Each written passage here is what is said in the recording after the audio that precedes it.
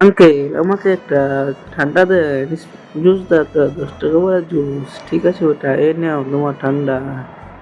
আরে তো আজকে ও, আরে তুমি জুস খাচ্ছ আমাকে খিলাবো না দোষ? আরে আমার কাছে তো আজকে টাকা নাই, কালকে তোমাকে খিলাবো। ঠিক আছে কালকে টাকা নিয়ে আসবো তো খিলাবো।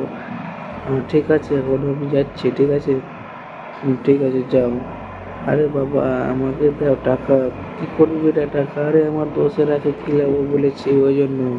ঠিক আছে বেটা এই নে টাকা তোর। ঠিক আছে আঙ্কেল খুব ভালো। আরে ভাইয়া আমাকে, আরে আঙ্কেল আমাকে একটা জুস দাও। একটা না আঙ্কেল, 10টা দাও। 10টা। ঠিক আছে বেটা এই নাও তোমার 10টা জুস। দাও 100 টাকা দাও। ঠিক আছে এই, আরে আমার টাকা কোথায়? আমি তো নিয়ে এসেছিলাম আঙ্কেল। আরে বেটা কি হলো তোমার?